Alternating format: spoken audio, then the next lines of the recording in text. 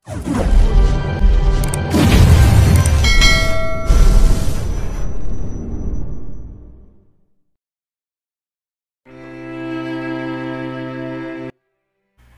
POV. Sabi ng doktor mo, pwede ka na daw kumain ng mga light foods. Susubuan na lang kita.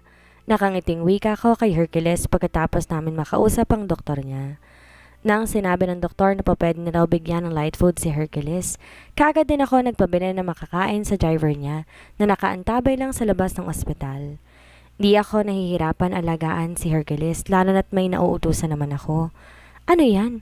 Pagkain yata ng baby yan eh. Reklamo niya naman sa akin. Di ko naman mapigilan ang matawa. Wala kang choice kundi kainin to. Sa ngayon ito ang the best mong kainin para lumakas ka kaagad. Bawal ka pa raw ng mga solid foods dahil baka mabigla ang tiyan mo. Nakangiti kong paliwanag sa kanya at inumpisan ko siyang subuan. Naging cooperative naman siya at wala ko narinig na kahit anong reklamo mula sa kanya. Mabuti na rin yun. Ayoko rin magdiskusyon pa kami dahil hindi niya gusto ang pagkain. Abala ako sa pagpapakain kay Hercules nang makarinig ako ng mahinang katok sa pintuan ng kwarto. Natigilan ako sabay titig kay Hercules. May inaasahan ka bang bisita? Nagtataka kong tanong sa kanya. Kaagad naman siyang umiling. Wala akong choice kundi itigil muna ang pagsubo sa kanya. Tumayo ako at pinatong ang bowl na may lamang lugaw sa mesa, naglakad patungo sa pintuan ng kwarto. Pinihit ko ang seradura at binuksan yon at gano'n na lamang ang gulat ko nang tumambad sa harapan ko ang isang tao na hindi ko inaasahan. Ma'am, kayo pong hinahanap kaya't sinamahan ko na siya dito? Kaagad nabigkas ng nurse na kasama niya. Wala sa sariling tumango ako habang titig na titig ako sa mukha ni Alina na nooy namamaga ang kanyang mga mata, siguro dahil sa walang tigil na pag-iyak. Yes, si Alina ang nasa harapan ko at kitang-kita ko kung gaano siya kalungkot ngayon. Salamat. Mahinang bigkas ko sa nurse. Tumango lang naman to at naglakad na papaalis. Kagad ko namang hinarap si Arina. Ano nangyari sa'yo? Alam mo bang nag-aalala ang lahat sa biglaan mong pag-alis? Kagad kong bigkas sa kanya. Napahagulhol siya sa pag-iyak, kaya't mabilis ko na siyang niyakap. It's okay, Alina. Alam ko, masyado masakit sa'yo ang mga nangyari pero wala tayong choice. Kundi tanggapin ang katotohanan na wala na siya.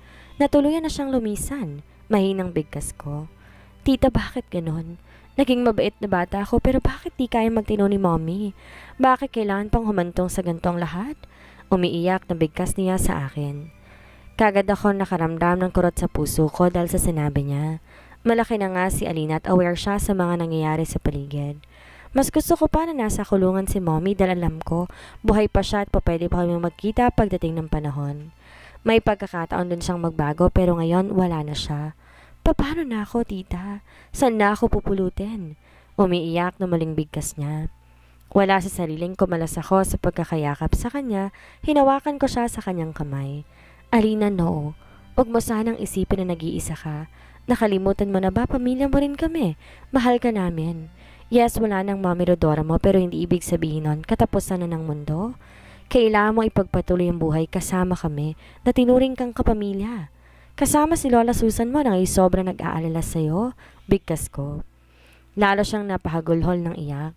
Wala na akong choice kundi akayin siya papasok dito sa loob ng kwarto para maisara namin ang pintuan.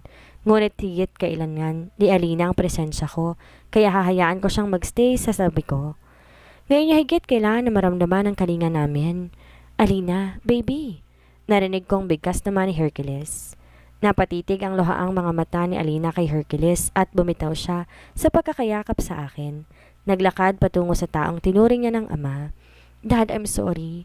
Ako na pong hingi ng sorry sa ginagawa ni Mommy. Bigkas niya. Di ko na mapigilan pa ang maluha. Napaka-mature niya mag-isip. Alam na alam niya talaga kung ano ang tama at mali. Simula nung sinilang si Alina dito sa mundo, puro pagsubok na ang kanyang pinagdaraanan. Hanggang ngayon, pagsubok pa rin kaya naman, di talaga siya po pwedeng pabayaan. Alam ko kung gaano siya kalugmok ngayon kaya naman, kailangan talaga namin siyang tutukan. It's okay, baby. Di mo kailangan humingi ng tawad sa akin dahil di naman ikaw ang nagkakasala. Your mommy is gone, pero hindi ibig sabihin nun, ititigil mo na rin ang buhay mo, ang mga pangarap mo. Bigkas ni Hercules. Napansin kong kaagad yumakap si Alina kay Hercules kaya naman di na rin maampat-ampat pa ang pagpatak ng luha sa aking mga mata. Alam ko kung gaano sila ka-close noon. Alam ko kung paanong tinuring ni Hercules na anak niya si Alina. Ganun pa man. Kahit di namin kadugo si Alina, ipinapangako ko. Mamahalin ko rin siyang parang isang tunay na anak. Ibibigay ko ang pagmamahal ng isang ina na never niyang naranasan kay Rodora. Alam ko magiging maayos din ang lahat. Alam ko, darating din ang panahon tuluyang maghihilom ang sugat sa puso. Sinigurado muna naming kalmado na si Alina bago namin tinawagan si Mommy Susan para ipaalam na kasama namin si Alina dito sa ospital. Halata ang tuwa sa boses ni Mommy Susan nang malaman niya yon kahit sinabi kong magpahinga na muna siya. Ako munang bahala kay Alina, total maayos naman ang kalagayan ni Hercules. Mabilis lumipas nga ang mga araw, sa wakas, pwede nang ilabas ng ospital si Hercules. Kung tuwa ang pag-uusapan, wala na sigurong masihigit pa sa tuwang nararamdaman ng puso ko. Unti-unti na rin kasing bumabalik sa dati ang kulay ni Hercules. Halos 1 linggo din kami dito sa ospital at halos 1 linggo rin namin kasama si Alina. Hinayaan na lang namin, alam ko, naghahanap lang ang bata ng kasama at palaging makakausap. Mukhang effective naman dahil sa ilang araw na kasama ko siya dito sa ospital, unti-unti, bumabalik na sa dati ang sigla niya. Naging masanahin na rin siya at narinig ko ring tumawa. Lalo nga din ngayon siya naging sweet sa akin. Kaya lang nang malaman niyang uuwi na kami, agad bumalate ang lungkot sa mga mata niya. What's wrong? Man, malungkot ka na naman. Kung gusto mo kaming makasama palagi, pwede kang sa mansyon na muna tumira. Nakangiti kong pagayaya sa kanya. Mabilis naman siyang umiling. Wag na po tita, ayos na po ako sa bahay ni Lola Susan. Kaagad niya namang sagot sa akin. Bakas ang lungkot sa boses niya kaya naman di ko mapigilang mag-alala na naman sa kanya. I mean it, Alina. Pwede kang magstay ng mansyon hanggat gusto mo. We're family. Kaya nandito lang kami para i-guide ka at ibigay lahat ng nais mo. Nakangiti kong sagot sa kanya. Ayos lang po talaga ako, tita. Baka po kasi magalit sina Serena at Stel kapag titira po ako ng mansyon. Kasama niyo po? Nakangiti niyang sagot sa akin. Di ko naman maiwasan magulat dahil sa sinabi niya. Oo nga pala. Sina Stel at Serena kaya imbes na mommy, tita nang tawag sa akin ngayon Alina at tito naman kay Hercules. Di ko talaga maintindihan ang dalawang yon kung bakit ang init ng ulo nila kay Alina. Mabait na bata si Alina at super sweet pa. Huwag mo silang alalahanin. Don't worry. Kakausapin ko sila regarding this matter. Nakangiti kong sagot sa kanya. Naku, wag na po tita. Ayos na po talaga ako. Nakakaawa din naman po kung iiwan ko si Lola Sylvia sa bahay. Tiyak malulungkot po siya. Nakangiti niyang sagot sa akin. Wala na akong choice kundi hayaan lang din siya sa kung anumang nais niya. Alam ko rin naman kasi na hindi ko siya mapipilit. Ang paglabas ni Hercules ng ospital naging hakbang para sa pagharap ng panibagong umaga. Isang umagang puno ng pag-asa at pagmamahal. Mabilis pang lumipas sa mga araw, tuluyan ang naghilom ang sugat ni Hercules, kasabay ng mga morning sickness na nararanasan ko. Mukhang mas lalo yata ako naging maselan sa pangatlong beses na pagbubuntis ko kaya naman ako nang inalagaan ni Hercules ngayon. Ayos ka lang ba? Kainin mo to, sweetheart. Kaninang umaga pa walang laman ng tiyan mo ha. Kaagad nawikan niya sa akin at siya na mismo ang nagdala ng pagkain sa bibig ko. Kaagad akong napatakip ng aking ilong sabay iling. Ayos lang ako, Hercules, huwag mo akong alalahanin. Makaka-recover din ako paglipas ng mga araw. Bigkas ko sabay tayo at halos takbuhin ko na ang banyo para lang makarating kaagad. Konting bagay na hindi gusto ng pang-amoy ko'y talagang naduduwal na kaagad ako. Ito ang isa sa mga dahilan kung bakit ayokong magbuntis na di kasama si Hercules. Mahirap kapag walang nag-aalaga. Ano bang po pwede kong maitulong sa'yo? God! Ilang araw ka ng ganyan at di na yata normal yan na. Narinig kong sambit niya. Mariin kong naipikit ang aking mga mata sabay ng pag-iling. Ayos lang talaga ako. Normal lang to sa akin tuwing unang semester ng pagdadalang tao ko. Bigkas ko habang tinitingnan ang sarili kong refleksyon sa salamin. Para na akong ewan. Nangangalumatan na ako at ang laki na ng eyebags ko. Para akong zombie sa hirap na nararanasan ko. Normal lang sa'yo. So, ibig sabihin sa 2 beses na nabuntis ka, na wala ako sa tabi mo, ganito rin ang naranasan mo? Narinig kong muli niyang bigkas. Dahan-dahan naman akong tumango. God, di ko alam kung masyado akong gago pero sorry talaga, Bridget. Di ko ma-imagine kung gaano kahirapin sa panig mo, tapos ako pa pala tong may ganang magalit sa'yo. Napakawalang kwenta kong tao. Narinig kong sambit niya. Baka sa boses niyang lungkot, kaya nang masiguro ko na ayos na ako'y kaagad akong pumihit paharap sa kanya. Kitang-kita ko ang guilt na nakabalatay sa mukha niya, kaya wala sa sariling kaagad ko siyang hinawakan sa kanyang kamay. Hercules, wag mo nang isipin ang tungkol sa bagay na yan. Di na mahalaga sa akin na nakaraan. Mas importante sa akin na ngayon na buo tayo at masaya. Nakangiti kong sagot sa kanya. Kaagad naman sumilay ang masayang ngiti sa labi niya, sabay ng pagdampi ng labi niya sa noo ko. Di ko naman mapigilan mapapikit, sabay na mahigpit na pagkakayakap ko sa kanya. Wala na akong mahihiling pa. Kontento na ako sa buhay na meron ako ngayon. Salamat sa Diyos dahil sa kabila ng mga luhang pumatak mula sa aking mga mata, isang walang hanggang kaligayahan naman ang nagiging kapalit. Palibasa kasi epal, bida-bida at sip-sip, kaya tuwang-tuwa si Lola sa'yo. Alam mo, mabuti pa umalis ka na lang eh. Di ka naman kapamilya para nandito ka. Ngayong araw ang ika-60 years old na kaarawan ni Mami Susan. At dahil ayaw niya na malaking celebration, nagpa siya kami na magtipon-tipon na lang dito sa bahay niya. Kaya lang, mukhang di maayos ang gising ng anak kong si Selena dahil eto siya, inaaway na naman niya si Alina. Di ko na alam anong gagawin sa batang to eh. Pati yata anino ni Alina kinamumuhian niya. Di talaga sila po pwedeng magsama. Bakit ka ba galit sa akin? Gusto ko lang naman maging kaibigan ka, Selena. Wala naman akong naalalang ginawang masama sa'yo para gawin mo to sa akin. Umiiyak na sagot ni Alina. Ikaw, wala. Pero ang mommy Rodora mo meron. Galit na singhal ni Selena kay Alina na nagbigay sa akin ng matinding takot. Ayokong lumaki ang anak ko na may galit sa puso niya. Mukhang di niya pa rin nakakalimutan ang mga nangyari noon kaya naman galit siya kay Alina ngayon. Gayong kung tutuusin wala naman tong kasalanan. Bago pa muling makapagbitaw ng ilang masasakit na salita si Selena, mabilis din akong naglakad papalapit sa kanila. Napansin ko pa ang kabang biglang rumihistro sa mukha ni Selena nang mapansin niyang presensya ko. Ano na naman to? Selena, mag-sorry ka kay Alina. Seryoso kong bigas. Bata pa lang kailangan ko ng putulin ng sungay nito.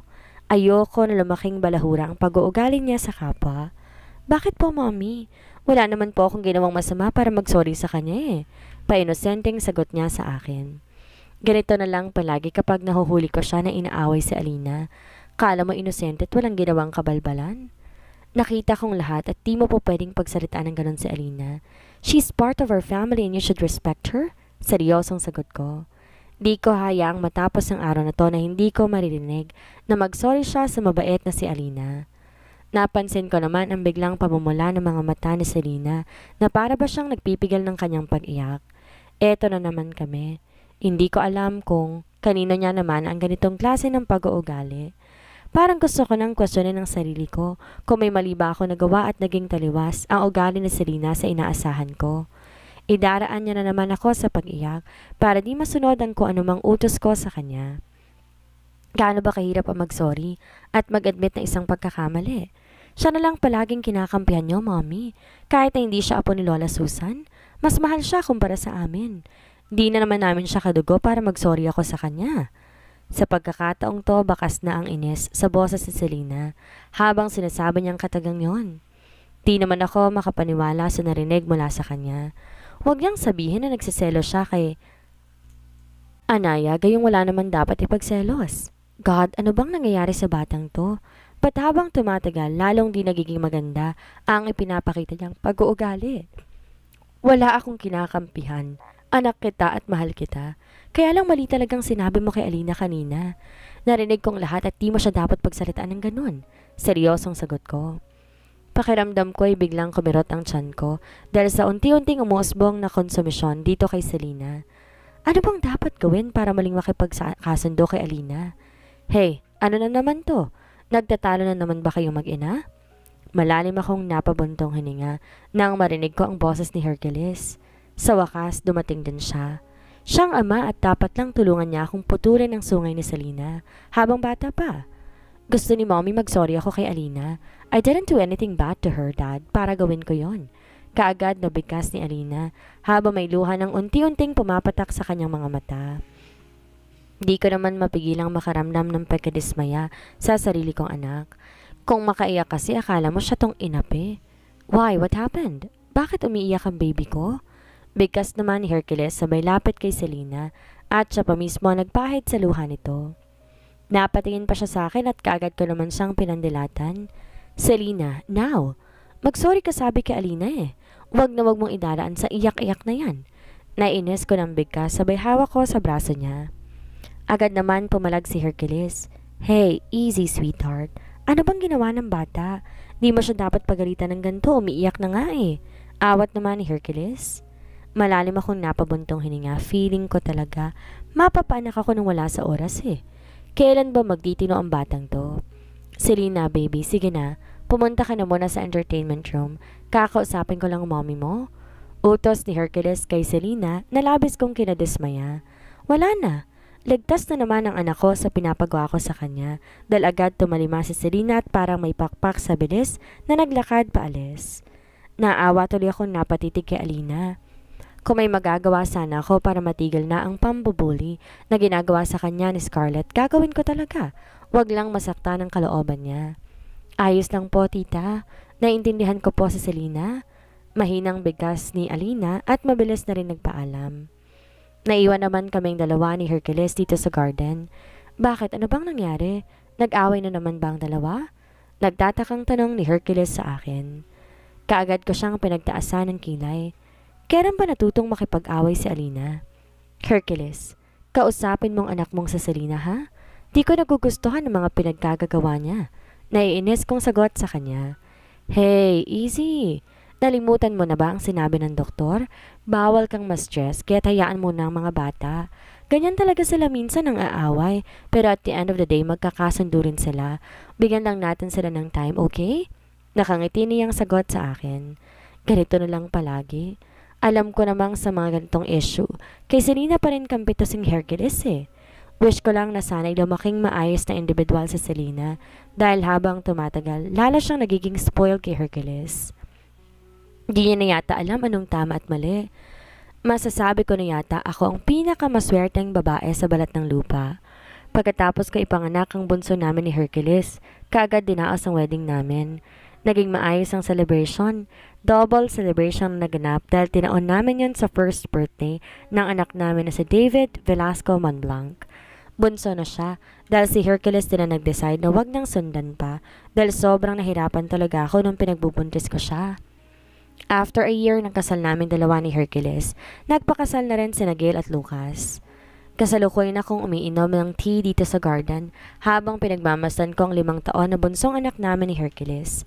Abala sa kanyang mga toys nang marinig ko ang pagtunog ng aking cellphone.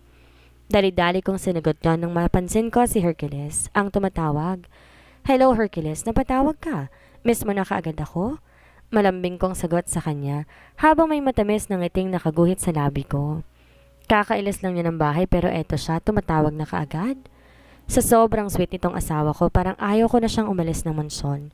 Gusto ko lang kasama siya palagi. Kung pwede nga lang hilain kong oras para makauwi kaagad, gagawin ko sana. Kaya lang gagabahin yata ako, sweetheart, mamaya.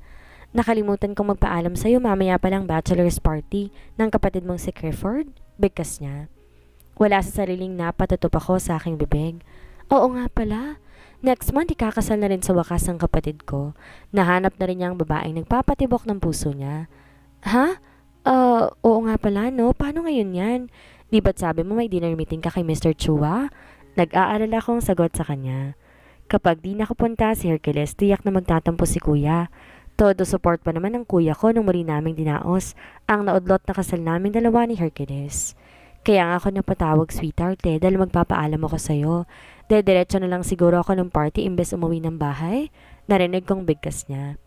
Wala akong choice kundi sumang-ayon na lang. Wala naman kaming magagawa pareho eh. Gagabihin daw at minsan lang naman tong mangyari kaya go na. Okay, basta mag-ingat ka ha, bigkas ko. At mabilis na rin siyang nagpaalam. Masyado talaga sigurong busy ang asawa ko.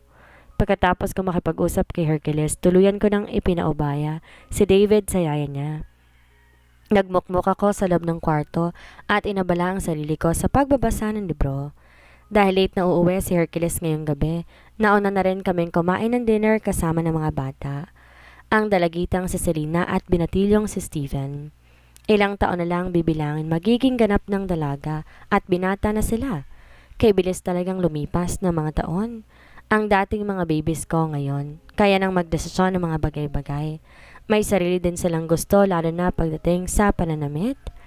Mommy, bakit po wala si Daddy? Nagtatakang tanong sa akin ni Selena habang abala sa kanyang kinakain. Gagabihin ng daddy ninyo ngayon. Siya nga pala, matulog kayo na maaga ha?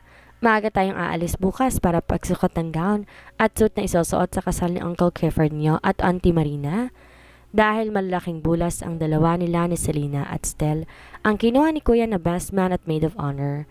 Si Alina naman, isa sa mga bridesmaids. Yes, Mommy? Magkapanabay na sagot ng dalawa, kaya muli namang tinoon ang buong pansin namin sa pagkain. Saktong 8:00 ng gabi, balik akong kwarto. Maghahanda na sana ako sa pagtulog para gising ako mamaya pag uwi ni Hercules. Pero naudlot nang marinig ko ang pagtunog ng aking cellphone. Si Gail ang tumatawag. Best friend. Bigkas niya patapos kong sagutin ang tawag. Napatawag ka, gabi na. Nagtataka kong tanong.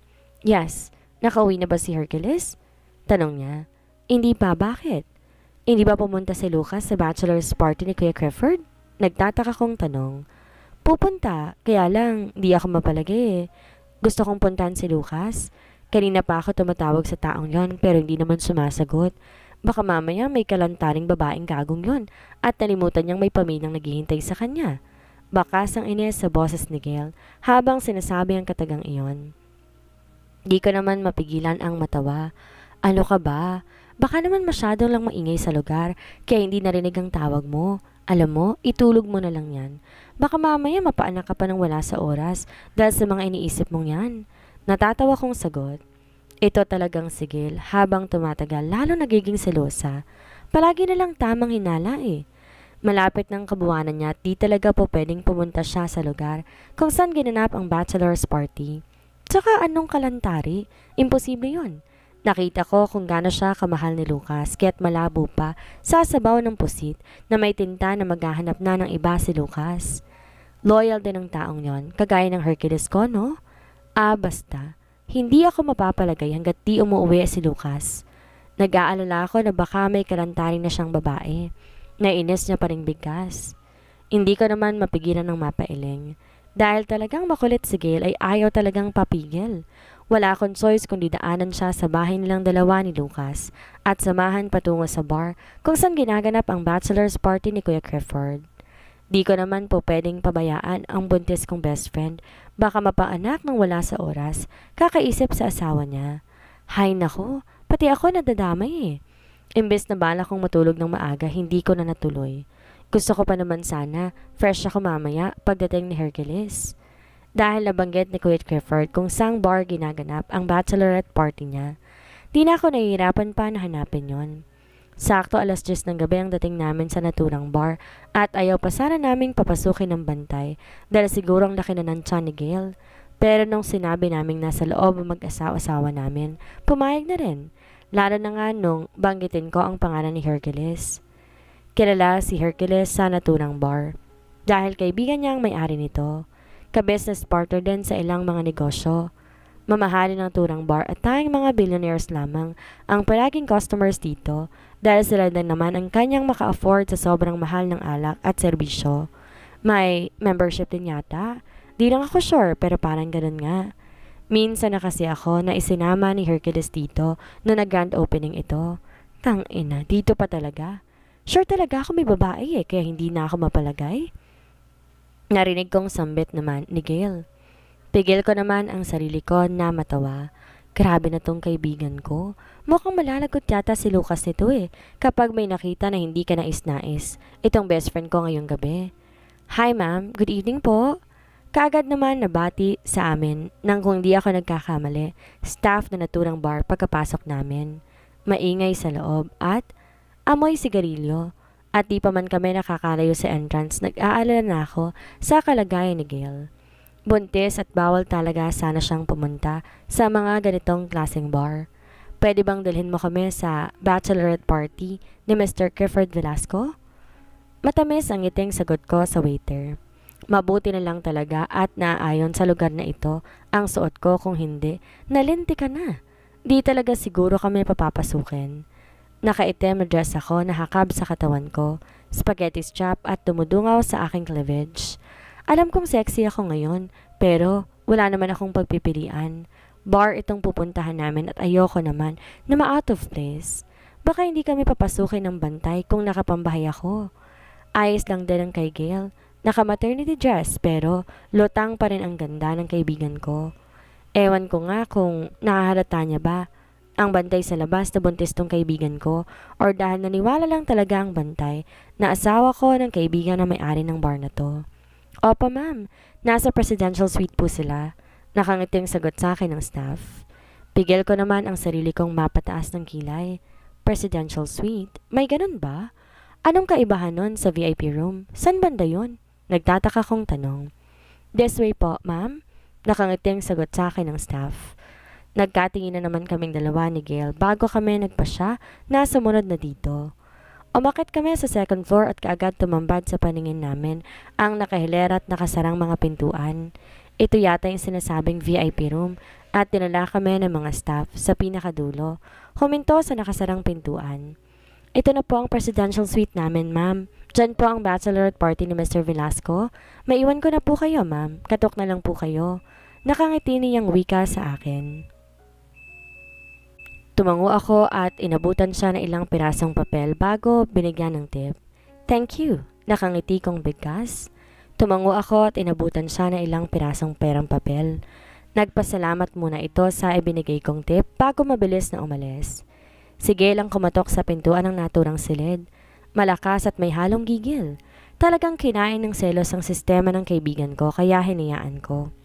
Nakahalukip-kip akong hinihintay magbukas ang pintuan pero halos 1 minuto nang kumakatok si Gail. Wala man lang nagbubukas. Lalo tuloy uminit ang ulo ng buntis. Tang ina talaga, may tao ba? Gigil na bigkas niya. Pangalawang mura at di ko alam kung saan niya to natutunan. Di naman to pala mura dati eh. Ako na. Nakangiti kong awat sa kanya sabay bihit sa seradura.